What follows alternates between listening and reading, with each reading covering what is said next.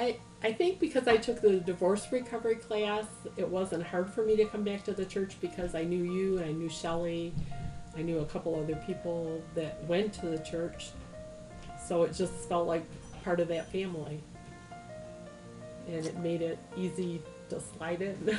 The first time I came into the church, I was a little nervous, even though I knew you and I knew Shelley and a couple other people.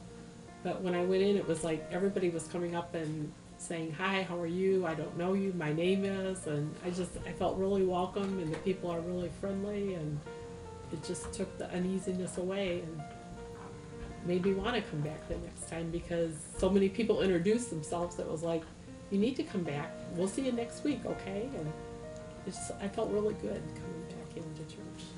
I felt like people cared about me, and I felt like I cared about the people even after the first week and not really knowing anybody.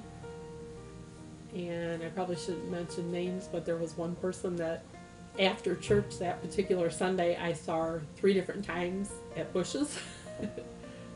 And she had told me that anytime I needed to talk to her, that she had been through the same thing as far as divorce that I had been through, and I was welcome to call her and talk to her, or whatever I needed, she was available. And that really made me feel good too. I've heard so many times the people are the church, and that's why I like the church itself, because the people are just so friendly and caring and loving, and it's just the people. It feels like a new family. I want to get involved, and the momentum just makes you want to. I volunteered to work in the nursery, and I'm really excited about that. And I do still want to be the first member of the new church. I think it'll be cool next week to write on the floor all the biblical verses or anything you want to write. I think that's a neat idea. It's just exciting. It's an exciting time, and I think part of it's because of the new church, but I think that's really going to promote and help draw other people into the church. What I'd say to somebody else that was looking for a church, I actually have already emailed somebody about the church, that somebody else at the church told me through our divorce recovery group that they're maybe going to change, and I'm like, "Hey, you need to come to this church. It's really awesome. You know people here," because she was in the same divorce recovery group, and I said, "If you need a ride, I'll come and pick you up." But I told her how much I enjoyed it, and I haven't heard back from her though, so I'm going to email her again. When I leave on Sundays lately, I found myself humming songs. Like, wow, I've hummed that song about 8 times today, and I didn't used to do that. And I think I seek God more. I used to at times say prayers when I really needed something, but I think I ask for His help more often now than what I used to. And I truly believe that I get it. Well, my religious background that I can remember when I was a kid was we went to Sunday school. I have no idea where. I have no idea what it was based on or anything else. That's how young I was. I don't even know what denomination we went to. So as you can tell, it wasn't instilled in me at all. I think I've told you before that my grandfather, he was the deacon of his church. So they were good old Southern Baptists. So, you know, every time you went over to Grandma and Grandpa's house, that was my religious upbringing for what it was. If you were there on a weekend, you went to Sunday school. And it was the, you know, fear God, you know, hell and damnation type of faith. And I was young then, and I'm like, well, it never made sense to me that I should fear God. That never made sense to me as a young person. It still doesn't today. I wouldn't naturally flock to somebody that I was told to be afraid of, and nobody could explain to me that difference.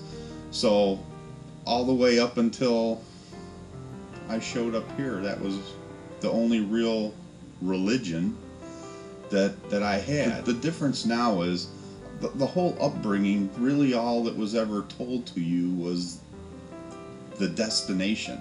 So here's this, I don't know, faith journey that everybody is on. And all I kept hearing was, the goal or where we were supposed to be getting to. But that was the only piece of information that anybody could give you. And as a kid, it's, the traditional, streets are paved with gold and blah, blah, blah, right? So the parts of the equation for me that were missing is, okay, so I know where I'm supposed to be getting to, I just don't know how to get there. So not only do I not know how to get there, but I really don't even know where I'm at. So I don't even know what direction to head in. So to be honest with you, I really have no idea why I, again, followed Karen here that one day. I remember it was Easter.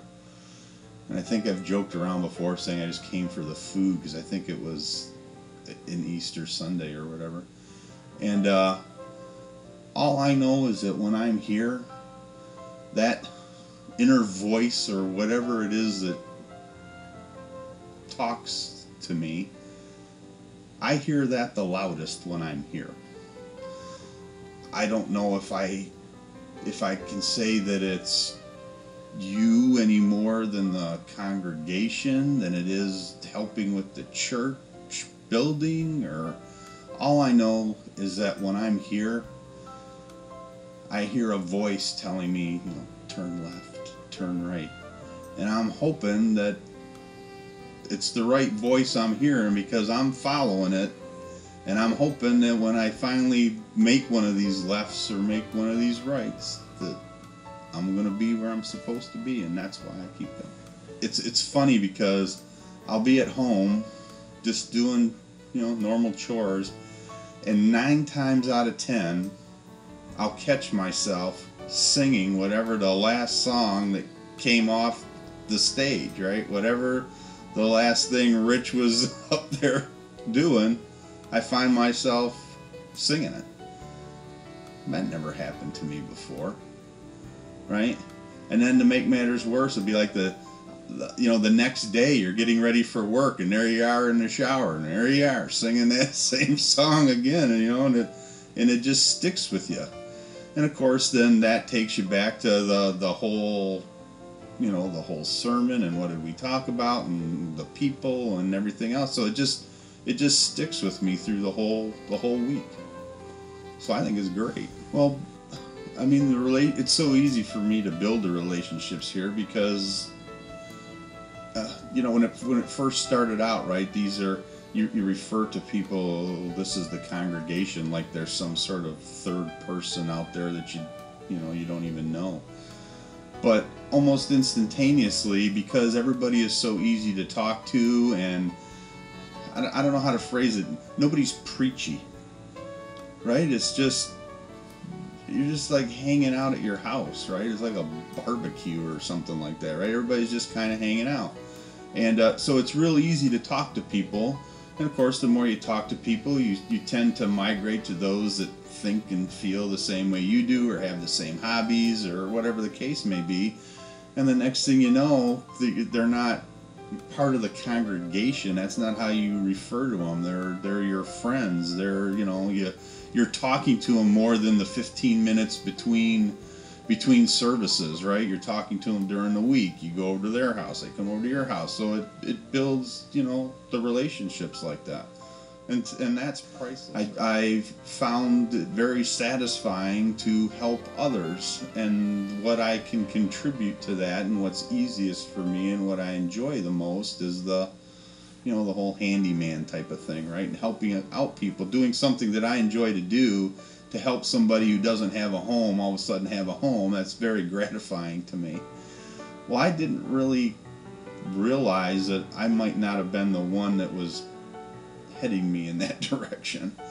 So I think about this quite a bit because that may have been some of the things that attracted me here to begin with, right? I mean, at that time it was all volunteer work and there was stuff that needed to be done, and I thought, well, I can help. So I was getting out of it the gratification that I was helping, just like I would if I was helping somebody else, build a home or anything like that. And then it started to dawn on me, yeah, but why are you doing all this? What changed and what made this different? So it wasn't that I changed my behavior because of anything faith-wise. I just think that the message that I am hearing is that maybe that's part of this, right? Part of this journey for me is kind of not so much the destination, but how I'm getting there, and this is how I'm getting there. But now, obviously, we've turned such a huge corner that, I mean, the future is great. I can't wait, and I talk about it all the time at the house about, phases that we're not even in this one yet, and I'm already talking about the next thing and the next piece, or how many more people do you think are going to be here at this time next year that we don't even know them yet? And how many of those people do you think are going to be our friends, and that type of thing? To me, that's pretty exciting.